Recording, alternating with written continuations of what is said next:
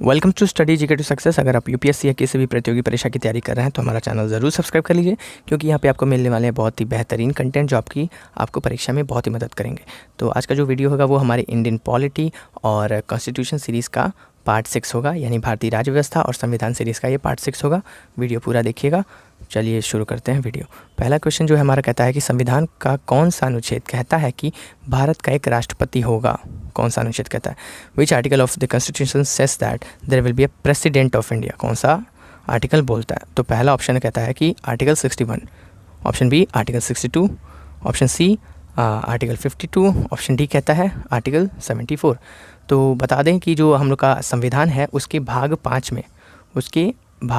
में, ठीक, उस भाग 5 में लिखा हुआ है कि अनुच्छेद 52 से लेकर के 78 तक संघ की कार्यपालिका का वर्णन किया गया है।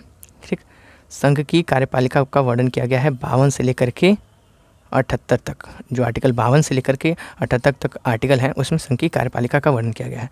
तो इसमें जो है जो 52 वाला जो हमारा आर्टिकल है उसमें लिखा हुआ है कि अपने देश का एक प्रेसिडेंट होगा। ओके, 52 होगा हमारा सही ऑप्शन, यानी ऑप्शन नंबर सी हमारा आंसर है। ठीक, प्रेसिडेंट होगा इंडिया का, ये आर्टिकल कहता है, आर्टिकल 52। ओके, अब चलते हैं अगले क्वेश्चन पर। अगला क्वेश्चन कहता है कि राष्ट्रीय आपात की व्यवस्था किस अनुच्छेद में है? In which article is the system of national emergency. पहला कह रहा है कि अनुच्छेद 356, दूसरा अनुच्छेद 352, तीसरा अनुच्छेद 360 और जो चौथा ऑप्शन कह रहा है अनुच्छेद 365। तो पहले मैं आपको थोड़ा आइडिया दे देता हूँ कि ये अनुच्छेद कहते क्या है।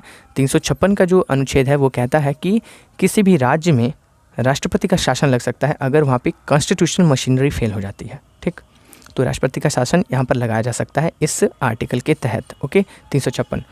352 का जो अनुच्छेद है वो कहता है कि आपातकाल की घोषणा कर सकते हैं राष्ट्रपति अगर कोई बाहर से अटैक आ रहा है। ठीक, कोई बाह्य हमला हो रहा है, युद्ध हो रहा है, और या तो कोई जो सशस्त्र विद्रोह हो रहा है देश में, तब ये अपने देश में या देश के किसी हिस्से में ये आपातकाल की घोषणा की जा सकती है। ओके, अगला जो हमारा अनुच्छेद है वो 360 अनुच्छेद क्या कहता है कि जो वित्तीय आपातकाल की घोषणा होती है वो इस अनुच्छेद की मदद से हो सकती है। अभी तक हुई नहीं है लेकिन हो सकती है।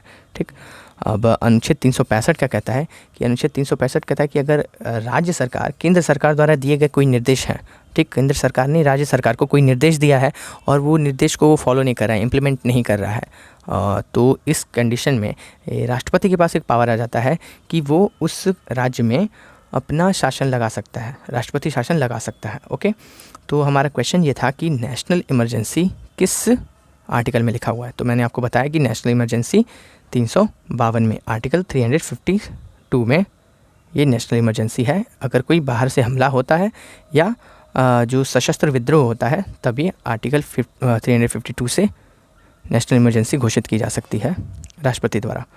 अगला क्वेश्चन देखते हैं। अगला क्वेश्चन है कि निम्न में से कौन सा कथन सही नहीं है? Which of the following statement is not correct.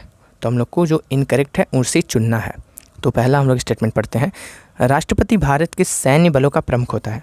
तो ये वाला जो स्टेटमेंट है वो सही है, क्योंकि the president is the head of India's military forces. ठीक, दूसरा हमारा जो है स्टेटमेंट कहता है राष्ट्रपति फांसी की सज़ा माफ़ कर सकता है। The president can forgive the one who has been given death sentence. जी हाँ, माफ़ कर सकता है लेकिन इसके भी कुछ नियम होते हैं। ठीक, अब अगला देख लेते हैं स्टेटमेंट, अनुदान की कोई भी मांग राष्ट्रपति की सिफारिश के बिना की जा सकती है।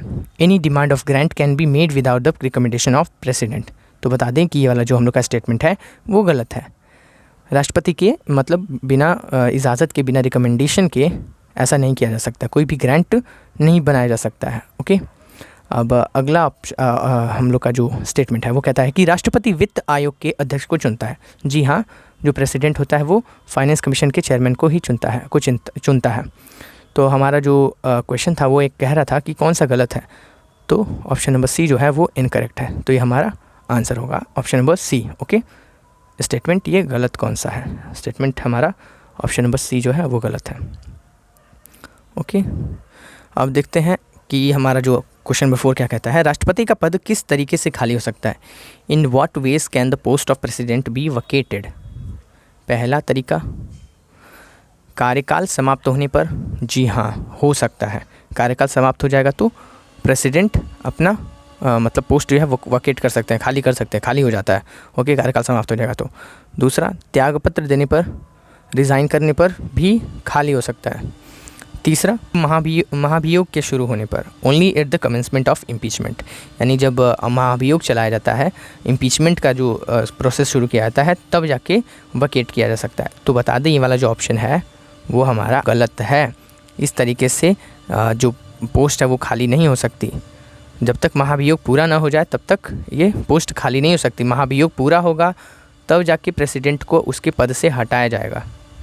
और इसमें ऑप्शन में क्या लिखा हुआ है कि शुरू होने पर नहीं, जब महाभियोग पूरा कंप्लीट हो जाता है और इम्पीचमेंट का प्रोसेस कंप्लीट हो जाता है तब जाके ये खाली होता है। तो ये स्टेटमेंट है वो गलत है। ओके, तो अभी तक हम लोग को क्या पता करना था कि किस तरीके से खाली हो सकता है। अब डी ऑप्शन क्या कह रहा है, वो कह रहा है ए और बी दोनों।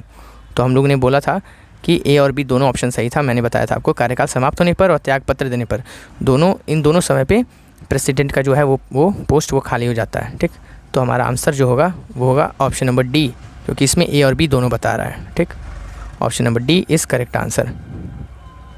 अगले क्वेश्चन देखते हैं। भारत का एक महान्यायवादी होगा किस अनुच्छेद में लिखा है? In which article is there going to be attorney general of India? एक इंडिया का अटॉर्नी जनरल होगा, ये कौन से अनुच्छेद में लिखा हुआ है? एक महान्यायवादी होगा अपने इंडिया का, वो कौन से अनुच्छेद में लिखा हुआ है? तो देखते हैं। हमारा जो पहला ऑप्शन है वो कह रहा है कि अनुच्छेद 78, दूसरा ऑप्शन है कह रहा है अनुच्छेद 76, तीसरा अनुच्छेद 67 और जो चौथा अनुच्छेद कह रहा है ऑप्शन कह रहा है वो है अनुच्छेद 113। तो पहले मैं आपको थोड़ा समझा देता हूँ कि इसमें क्या क्या है।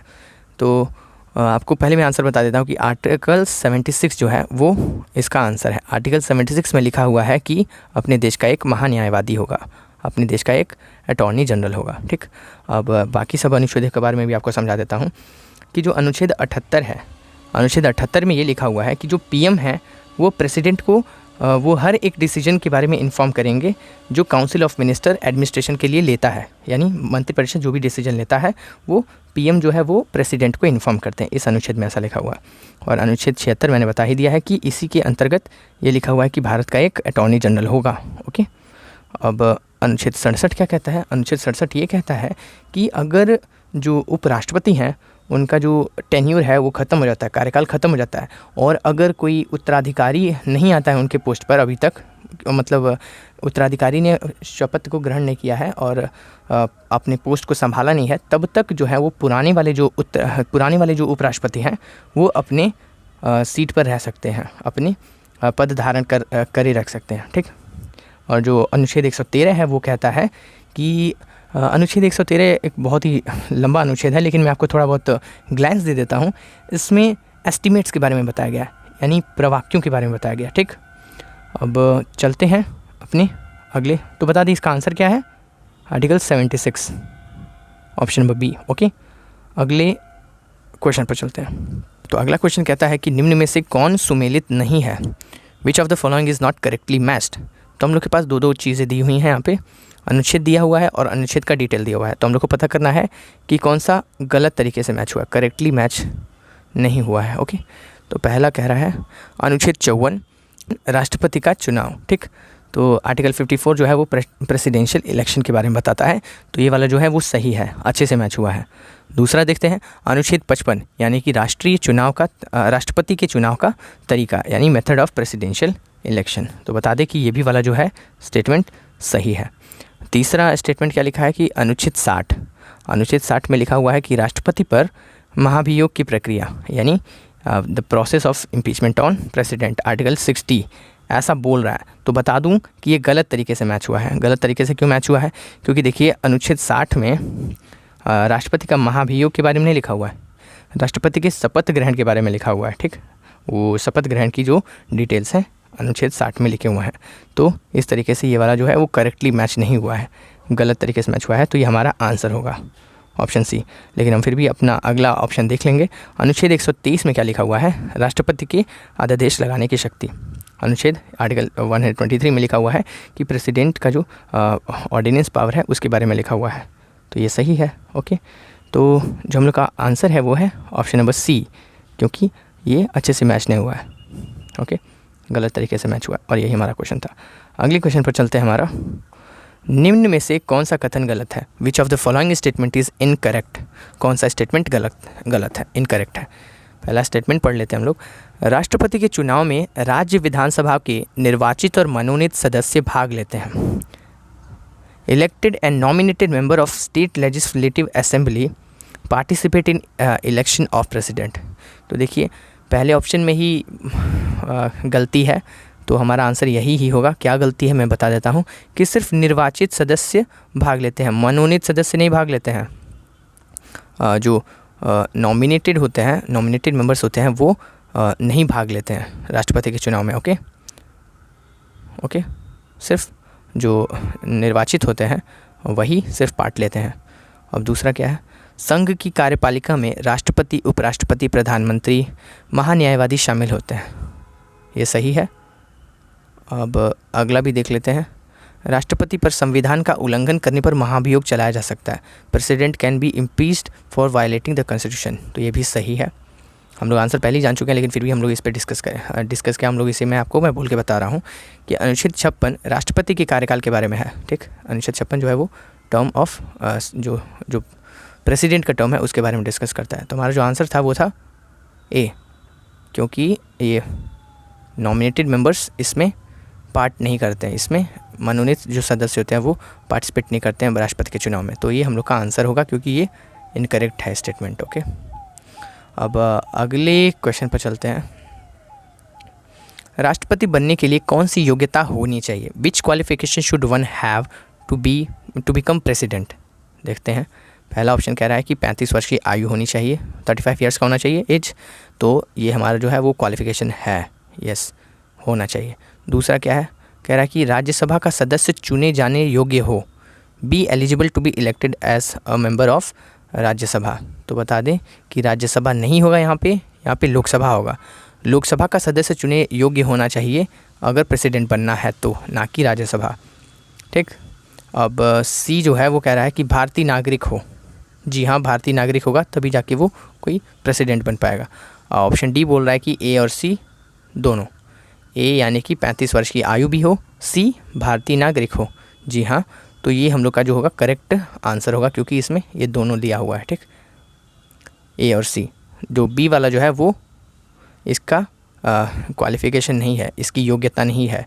राज्यसभा नहीं हुआ, यहाँ पे लोकसभा होगा। अगर लोकसभा लिखा रहता तो ये एक क्वालिफिकेशन हो जाता राष्ट्रपति बनने का, लेकिन यहाँ पे नहीं लिखा हुआ है, तो ये वाला जो ऑप्शन है वो गलत है। ठीक, तो हमारा जो डी है वो आंसर है, क्योंकि इसमें ए और सी दोनों के दोनों बताया कि ए भी होना चाहिए, यानी 35 ईयर का एज होना चाहिए, 35 ईयर, और इंडियन सिटीज़न होना चाहिए। अगले क्वेश्चन पर चलते हैं हम लोग। 9th question. राष्ट्रपति के चुनाव में कौन भाग लेता है? Who participates in presidential election? एक, संसद के दोनों सदनों के निर्वाचित सदस्य, elected members of both houses of parliament. तो जी हाँ, ये होता है।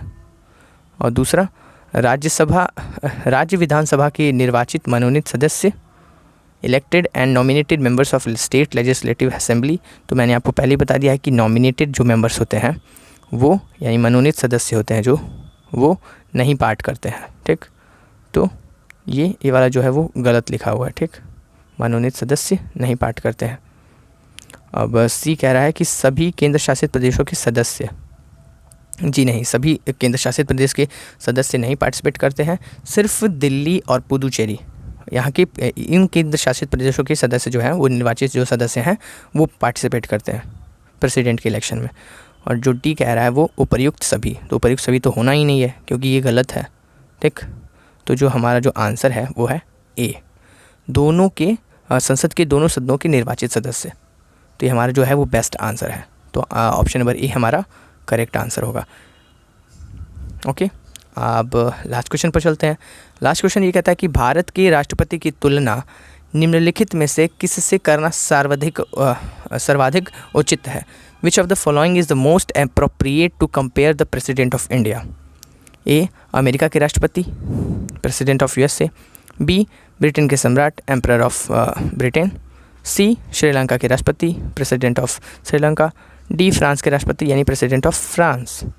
तो बता दें कि हमारे जो भारत में जो प्रेसिडेंट हैं उनको रियल पावर नहीं दिया गया है। रियल पावर किसके हाथ में है? प्राइम मिनिस्टर के हाथ में है। ठीक, जो प्रेसिडेंट हैं वो एक नॉमिनल हेड हैं। तो नॉमिनल हेड मतलब कि एक तरीके से बताया जाए कि इनको ज़्यादा पावर नहीं दिया गया है, पावर दिए गए हैं प्राइम मिनिस्टर को, लेकिन ये फिर भी यहाँ पर हैं एक नॉमिनल हेड के तौर पर। तो इसका कंपैरिजन सबसे अच्छी किससे किया जा सकता है? वो है एम्परर ऑफ ब्रिटेन, क्योंकि जो ब्रिटेन के जो सम्राट होते हैं उनका भी यही हाल होता है। जो रियल पावर होते हैं वो पार्लियामेंट के हाथ में होता है, ना कि ये सम्राट के हाथों में। और बाकी सब जगहों पर क्या होता है? अमेरिका के राष्ट्रपति, पूरा पावर राष्ट्रपति के हाथ में होता है। श्रीलंका में भी और फ्रांस में भी पूरा पावर राष्ट्रपति के हाथ में होता है, लेकिन जो प्रेसिडेंट है वो नॉमिनल हेड है यहाँ पे। और वैसा सेम हाल कहाँ पे है? ब्रिटेन में। ब्रिटेन के जो सम्राट हैं, सम्राट वो भी नॉमिनल हेड है, बाकी सब काम पार्लियामेंट करती है। ठीक, तो ये हमारा बेस्ट कंपैरिजन होगा कि हम लोग किससे कंपेयर करें? ब्रिटेन के सम्राट से कंपेयर करें हमारे प्रेसिडेंट को, इंडिया के प्रेसिडेंट को। ठीक है, तो हमारा आंसर है वो है बी। ओके, वीडियो अगर आपको अच्छा लगा हो तो वीडियो को लाइक करिए और दोस्तों के साथ अपने शेयर करिए। चैनल को ज़रूर सब्सक्राइब कर लीजिए क्योंकि अभी और वीडियोज़ आने वाले हैं। ठीक, और नोटिफिकेशन के लिए बेल को दबा दीजिएगा, ऑल बटन दबा करके। कमेंट करके बताइए कि आपको किन टॉपिक्स पे वीडियोस चाहिए। और थैंक यू फॉर वॉचिंग। देखते रहिए स्टडी जिगर टू सक्सेस। Bye bye.